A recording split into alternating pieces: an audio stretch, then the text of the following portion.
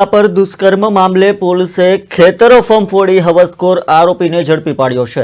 આરોપીનું સરઘસ કાઢી ઘટનાનું રિકન્સ્ટ્રક્શન પણ કરાવવામાં આવ્યું। આરોપીને વધુ સજા કરવા સ્થાનિક લોકોએ માંગ કરી છે। તો ભરૂચથી મહત્વના સમાચાર। ભરૂચમાં 72 વર્ષીય વૃદ્ધા પર દુષ્કર્મની ઘટના સામે આવી હતી, જેમાં પોલીસે 2 કલાકમાં ડ્રોનથી 3 ગામની સીમનો 1000 એકર વિસ્તાર ફંફોડી આરોપીને અંતે કેરવાડા ગામમાંથી ઝડપી પાડ્યો છે, જેનું આજે પોલીસે સરઘસ કાઢી ઘટનાનું રિકન્સ્ટ્રક્શન કર્યું હતું, જેમાં આરોપીએ પોતે કરેલા કાંડ પોલીસ સમક્ષ વર્ણવ્યા હતા। ઝઘડિયામાં 10 વર્ષીય સગીરા સાથે દુષ્કર્મ અમાનુષી કૃત્યની શાહી શુકાય તે પહેલા આમોદ તાલુકાના એક ગામમાં સાધ્વી જેવું જીવન ગાળતા 70 વર્ષીય વૃદ્ધા પર 35 વર્ષીય યુવાને દુષ્કર્મ આચર્યું હતું। આ દરમિયાન શૈલેષ રાઠોડે રાત્રિના સમયે વૃદ્ધાને ત્યાં જઈ તેની સાથે દુષ્કર્મ આચર્યું। આ ઘટનાના પગલે આમોદ પોલીસ મથકે ફરિયાદ નોંધાવતા પોલીસે ગુનો નોંધી નરાધમને શોધવા માટે ચક્રો ગતિમાન કર્યા હતા।